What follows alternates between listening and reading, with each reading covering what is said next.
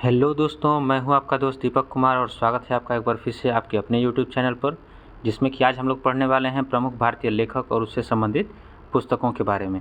तो जैसा कि हम लोग जानते हैं कि अभी हाल ही में एक एग्ज़ाम हुआ था और चल भी रहा है बिहार टीचर वाला एग्ज़ाम। ऑलरेडी आप लोग जान रहे होंगे इस चीज़ के बारे में। तो जो एग्ज़ाम चल रहा है इसमें लेखक और उनसे संबंधित पुस्तकों के बारे में प्रश्न पूछा भी गया है और 4 क्वेश्चन तो कंटिन्यू एक ही एग्ज़ाम में पूछा गया था। तो इस तरह से ये टॉपिक आप लोगों के लिए बहुत ही इंपॉर्टेंट हो जाता है। तो चलिए आज हम लोग पढ़ने वाले हैं प्रमुख भारतीय लेखक और उनसे संबंधित पुस्तक, जो कि हिस्ट्री यानी कि इतिहास से संबंधित है। तो चलिए बिना देरी किए हुए शुरू करते हैं आज का वीडियो। सबसे पहला पुस्तक है जो पंचतंत्र। तो जैसा कि सभी लोग इस नाम से वाकिफ़ होंगे, जो कि पंचतंत्र पूरे विश्व में दूसरी पुस्तक है जिसका कि सबसे ज़्यादा अनुवाद किया गया है। तो पंचतंत्र के लेखक की बात करेगा तो विष्णु शर्मा है, इसको भी याद रखिएगा। दूसरा है कि प्रेम वाटिका। प्रेम वाटिका पुस्तक को किसने लिखा है, तो वो रस खान के द्वारा लिखी गई है। इसको भी आप लोगों को याद रख लेना है कि प्रेम वाटिका किसने लिखा है, तो रस खान ने लिखा है।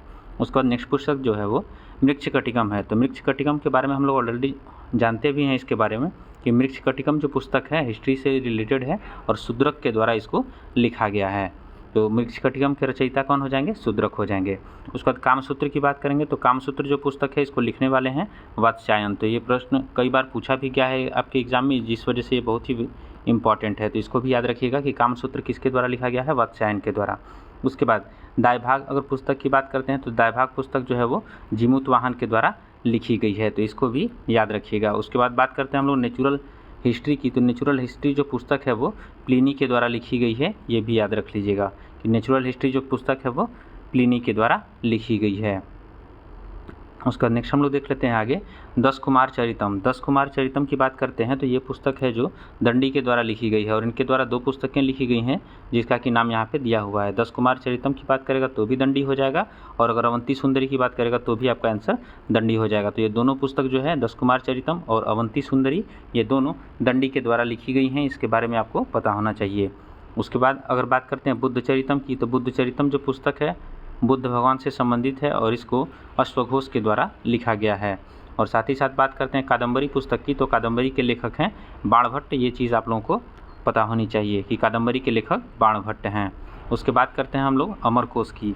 अमरकोश की जैसे हम लोग बात करते हैं तो अमरकोश जो है इस पुस्तक के रचयिता अमर सिंह हैं, यानी कि नाम से ही क्लियर है कि नाम अमर आ रहा है तो आपको अमर से अमर याद रख लेना है कि अमरकोश की रचयिता कौन है, तो अमर सिंह हैं। उसके बाद बात करते हैं अगर हम लोग शाहनामा की, तो शाहनामा जो पुस्तक है उसके रचयिता हैं फिरदौसी। ये तो अच्छे से याद होगा आप लोगों को, शाहनामा के रचयिता जो है वो फिरदौसी है। उसके बाद साहित्य लहरी की बात करते हैं तो साहित्य लहरी जो पुस्तक है इसको सूरदास के द्वारा लिखा गया है और सूरदास के द्वारा एक और पुस्तक को लिखा गया है जिसका नाम है सूरसागर। तो ये सूर से ही आप लोगों को याद हो जाएगा कि सूरदास जो है वो इनके द्वारा सूरसागर और साहित्य लहरी लिखा गया है। उसके बाद नेक्स्ट पुस्तक की बात कर लेते हैं हम लोग हुमायूं नामा की।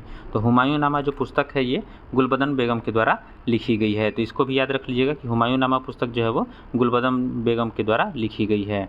उसके बाद बात करते हैं नीति शतक की। तो नीति शतक जो पुस्तक है वो भर्तृहरि के द्वारा लिखी गई है। तो ये चीज़ भी आप लोगों को याद रख लेना है। उसके बाद बात करते हैं श्रृंगार शतक की। तो श्रृंगार शतक जो है वो भी भर्तृहरि के द्वारा लिखी गई है और वैरण्य शतक कहेगा तो ये भी भर्तृहरि के द्वारा लिखी गई है। तो इस तरह से जो शतक वाला चीज़ है याद रखिएगा कि शतक वाला तीनों पुस्तक कौन लिखा था, तो भर्तृहरि के द्वारा। जैसे नीति शतक हो गया, श्रृंगार शतक हो गया, वैरण्य शतक हो गया, ये तीनों पुस्तक लिखी गई हैं भर्तृहरि के द्वारा। नेक्स्ट हम लोग देख लेते हैं मुद्रा राक्षस। तो अगर बात करते हैं मुद्रा राक्षस पुस्तक की, तो ये भी एक बहुत ही प्रचलित पुस्तक है जिसको कि विशाख दत्त के द्वारा लिखा गया है और ये भी एक बहुत ही इंपॉर्टेंट प्रश्न है जो कि परीक्षा में कई बार पूछा जा चुका है। इसको अच्छे से याद रखिएगा कि मुद्रा राक्षस जो पुस्तक है वो विशाख दत्त के द्वारा लिखी गई है। उसके बाद बात करते हैं अष्टाध्यायी की। तो अष्टाध्यायी जो पुस्तक है वो पाणिनि के द्वारा लिखी गई है जो कि ज्योतिष शास्त्र से संबंधित है, ये सबको पता होना चाहिए। उसके बाद बात करते हैं भगवद गीता की। तो भगवद गीता जो है हिंदू धर्म का एक बहुत ही पौराणिक ग्रंथ है और साथ ही साथ इसके रचयिता की बात करेगा तो वेद व्यास है और सबसे ज़्यादा पूरे वर्ल्ड में इसी पुस्तक का अनुवाद किया गया है। ये चीज़ भी आपको पता होना चाहिए। तो भगवद गीता के रचयिता कौन है, वेद व्यास हैं। उसके बाद बात करते हैं हम लोग महाभारत की। तो महाभारत जो है वो वेद व्यास के द्वारा लिखा गया है और इसका अगर महाभारत का पुराना नाम पूछता है तो जय संहिता है। ये भी हम लोगों को पता होना चाहिए। महाभारत का पुराना नाम क्या है, तो जय संहिता है। उसके बाद मिताक्षरा की बात करते हैं तो मिताक्षरा पुस्तक के लेखक की बात करेगा तो विज्ञानेश्वर हैं, इसको भी याद रखिएगा। उसके बाद बात करते हैं राजतरंगिणी की। तो राजतरंगिणी जो पुस्तक है वो कल्हड़ के द्वारा लिखी गई है, जिसमें कश्मीर के इतिहास के बारे में बताया गया है। साथ ही साथ बात करते हैं अगर अर्थशास्त्र की, तो अर्थशास्त्र पुस्तक जो है वो चाणक्य के द्वारा लिखी गई है और ये चंद्रगुप्त मौर्य के राजनीतिक गुरु भी थे और उनके चंद्रगुप्त मौर्य जो थे उनको बचपन से शिक्षा दीक्षा दे करके मौर्य वंश का संस्थापक भी बनाने का पूरा श्रेय जाता है चाणक्य को, जिनको कि हम लोग कौटिल्य के नाम से भी जानते हैं। तो ये याद रखिएगा आप लोग, जो कि राजनीति से संबंधित पुस्तक है इनके द्वारा लिखी गई अर्थशास्त्र, यानी कि अर्थशास्त्र किसके द्वारा लिखी गई है, तो चाणक्य या कौटिल्य। उसके बाद बात करते हैं हम लोग नेक्स्ट पुस्तक की, जिसका नाम है कुमार संभवम। तो कुमार संभवम जो पुस्तक है वो कालिदास के द्वारा लिखी गई है, ये चीज़ आप लोगों को पता होनी चाहिए। और कालिदास के द्वारा लिखी गई एक और पुस्तक है जिसका नाम रघुवंशम है। तो रघुवंशम की भी बात करेगा तो इसके रचयिता हो जाएंगे कालिदास, और अभिज्ञान शाकुंतलम की बात करेगा तो इसके भी रचयिता हो जाएंगे कालिदास। तो यहाँ 3 पुस्तकों को याद रखिएगा जो कि कालिदास के द्वारा लिखी गई है, जिसको कि भारत का शेक्सपियर भी कहा जाता है। तो कुमार संभवम, रघुवंशम, अभिज्ञान शाकुंतलम, तो ये 3 पुस्तकें हैं जो कि कालिदास के द्वारा लिखी गई है। उसके बाद बात करते हैं गीत गोविंद की। तो गीत गोविंद जो पुस्तक है वो जयदेव के द्वारा लिखी गई है और ये भी कई बार एग्जाम में पूछा गया है, तो जो आपके एग्जाम के लिए बहुत ही ज़्यादा इंपॉर्टेंट हो सकता है, तो इसको याद रखिएगा। गीत गोविंद पुस्तक जो है वो जयदेव के द्वारा लिखी गई है।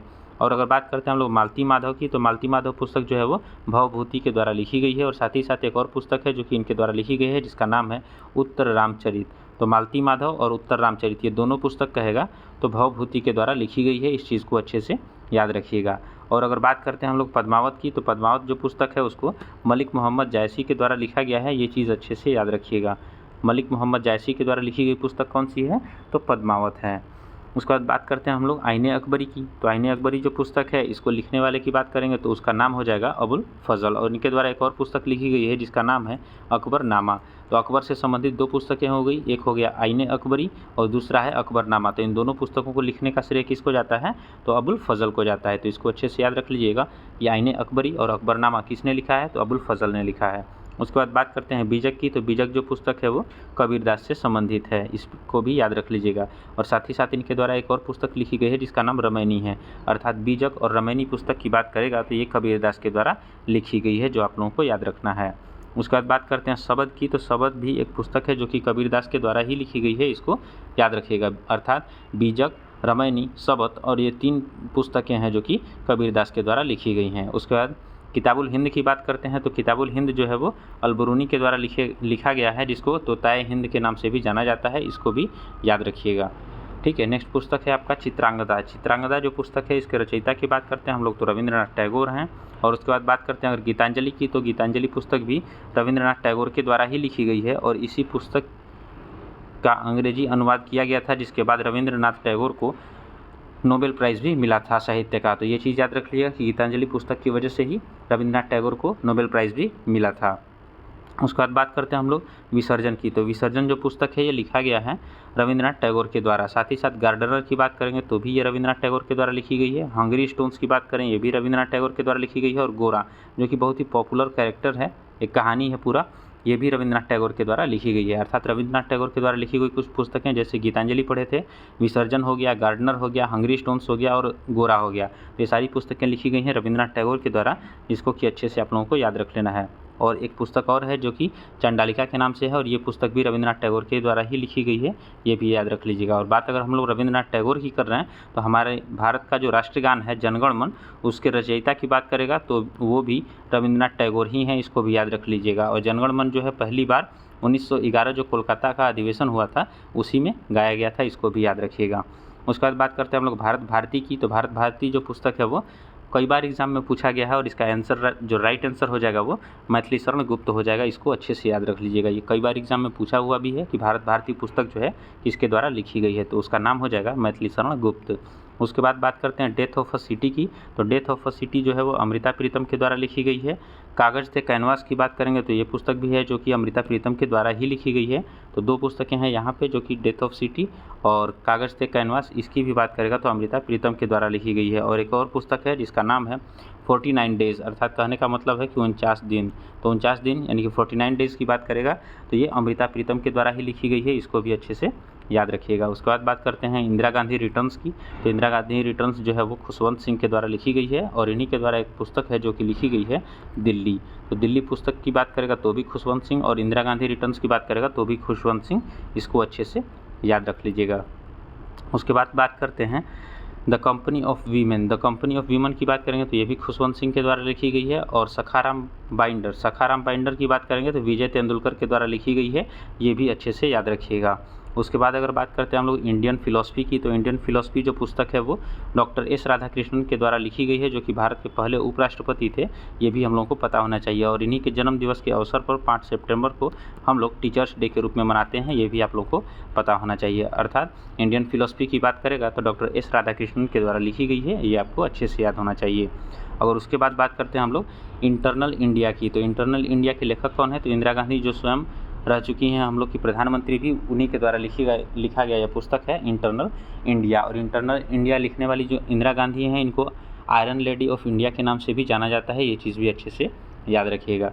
उसके बाद अगर कामायनी की बात करते हैं तो कामायनी पुस्तक जो है जयशंकर प्रसाद के द्वारा लिखी गई है। और इन्हीं के द्वारा 2 और पुस्तक जैसे आंसू हो गया और लहर हो गया, ये 3 पुस्तकें हैं जैसे कामायनी, आंसू, लहर, ये तीनों पुस्तकें लिखी गई हैं जयशंकर प्रसाद के द्वारा। तो इसको भी अच्छे से याद रखिएगा। उसके बाद बात करते हैं हम लोग अगर लाइफ डिवाइन की, तो लाइफ डिवाइन जो है वो अरविंद घोष के द्वारा लिखी गई है। इसको भी याद रख लीजिएगा। लाइफ डिवाइन अरविंद घोष है।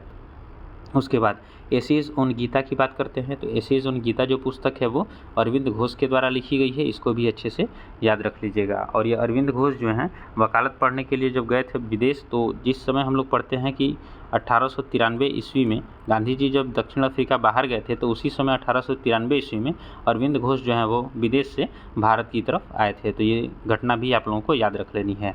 उसके बाद बात करते हैं हम लोग अनामिका की, तो अनामिका जो पुस्तक है वो लिखी गई है सूर्यकांत त्रिपाठी निराला के द्वारा। और ये पुस्तक जो है 1-2 बार एग्जाम में पूछा हुआ भी है। तो इस पर थोड़ा सा फोकस ज़्यादा रखिएगा कि अनामिका पुस्तक को किसने लिखा है, तो सूर्यकांत त्रिपाठी निराला ने। और अगर परिमल की बात करेंगे तो परिमल पुस्तक भी जो है इन्हीं के द्वारा लिखी गई है, सूर्यकांत त्रिपाठी निराला के द्वारा। और यामा जो पुस्तक है, ये पुस्तक आप लोगों के लिए बहुत ही ज़्यादा इम्पॉर्टेंट पुस्तक है, क्योंकि इसको कई बार एग्जाम में पूछा हुआ है कि यामा पुस्तक किसके द्वारा लिखा गया है, तो महादेवी वर्मा के द्वारा। इसको अच्छे से याद रख लीजिएगा। उसके बाद अगर हम लोग बात करते हैं अ वॉइस ऑफ फ्रीडम की, तो अ वॉइस ऑफ फ्रीडम की अगर हम लोग बात करते हैं तो ये पुस्तक जो है वो नयनतारा सहगल के द्वारा लिखी गई है। इसको अच्छे से याद रखिएगा। उसके बाद बात करते हैं हम लोग एरिया ऑफ डार्कनेस की, तो एरिया ऑफ डार्कनेस जो है वो वी.एस. नायपॉल के द्वारा लिखी गई एक पुस्तक है। इसको भी आप लोग अच्छे से याद रख लीजिएगा। उसके बाद बात करते हैं हम लोग अग्निवीणा की, तो अग्निवीणा जो पुस्तक है काजी नजरुल के द्वारा लिखी गई है। काजी नजरुल इस्लाम जो है इन्हीं के द्वारा लिखी गई है अग्निवीणा पुस्तक। इसको भी अच्छे से याद रख लीजिएगा।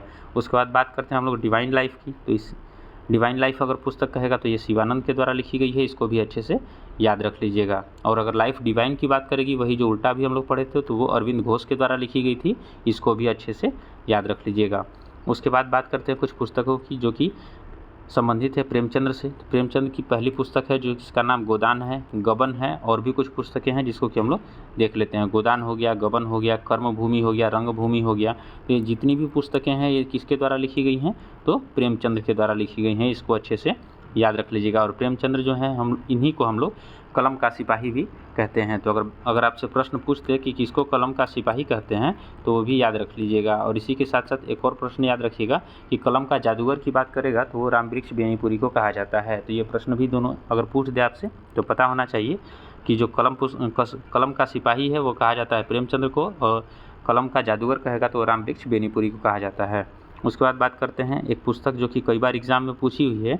ये पुस्तक है कितनी नावों में कितनी बार। तो ये पुस्तक जो है कई बार एग्जाम में पूछा हो गया, तो इसको याद रख लीजिएगा कि कितनी नावों में कितनी बार जो पुस्तक है वो अज्ञेय के द्वारा लिखी गई है। उसके बाद नेक्स्ट हम लोग बात करते हैं गोल्डन थ्रेशोल्ड की। तो गोल्डन थ्रेशोल्ड जो पुस्तक है वो सरोजनी नायडू के द्वारा लिखी गई है। और इन्हीं के द्वारा एक और पुस्तक लिखी गई है ब्रोकन विंग्स। तो ब्रोकन विंग्स और गोल्डन थ्रेशोल्ड ये दोनों की दोनों पुस्तक लिखी गई हैं सरोजनी नायडू के द्वारा। और ये जो सरोजनी नायडू हैं बहुत ही इंपॉर्टेंट होती हैं हम लोग के लिए, क्योंकि अगर कांग्रेस की बात करेगा तो सबसे पहली भारतीय महिला यही थी जो 1925 में जो कानपुर अधिवेशन हुआ था उसकी अध्यक्षता करने वाली पहली भारतीय महिला यही थी सरोजनी नायडू। इसको भी याद रख लीजिएगा। और साथ ही साथ यूपी की पहली राज्यपाल भी रह चुकी हैं, इसको भी याद रख लीजिएगा। ठीक है, जो कि भारत की पहली राज्यपाल थी। उसके बाद अगर हम लोग बात करते हैं पल्लव की, तो पल्लव पुस्तक जो है वो सुमित्रा नंदन पंत का है, इसको भी अच्छे से याद रख लेना है। उसके बाद अगर हम बात करते हैं चिदम्बरा पुस्तक की, तो चिदम्बरा जो पुस्तक है इसके लिखा गया है सुमित्रा नंदन पंत के द्वारा। और अगर कुरुक्षेत्र की बात करते हैं तो रामधारी सिंह दिनकर के द्वारा लिखा गया है, ये भी याद रखिएगा। उर्वशी की बात करेंगे तो रामधारी सिंह दिनकर इन्हीं के द्वारा लिखी गई है, अर्थात 2 पुस्तकें कुरुक्षेत्र और उर्वशी दोनों लिखा गया है रामधारी सिंह दिनकर के द्वारा।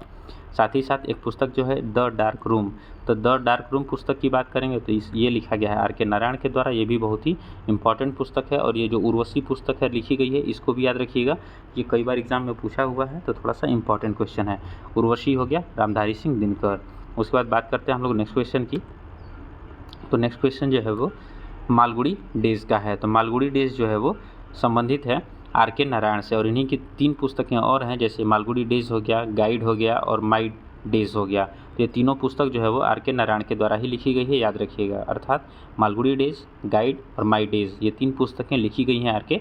नारायण के द्वारा। और बात करते हैं हम लोग नेचर की ओर की, तो नेचर की ओर जो पुस्तक है ये लिखी गई है मोरारजी देसाई के द्वारा, तो इसको भी अच्छे से याद रख लीजिएगा कि मोरारजी देसाई के द्वारा लिखी गई पुस्तक है नेचर की ओर। उसके बाद अगर हम लोग बात करते हैं चंद्रकांता की, तो चंद्रकांता जो पुस्तक है इसको लिखा गया है देवकी नंदन खत्री के द्वारा। और साथ ही साथ देवदास की बात करते हैं तो देवदास जो पुस्तक है शरत चंद्र चट्टोपाध्याय के द्वारा लिखी गई है, इसको भी याद रखिएगा।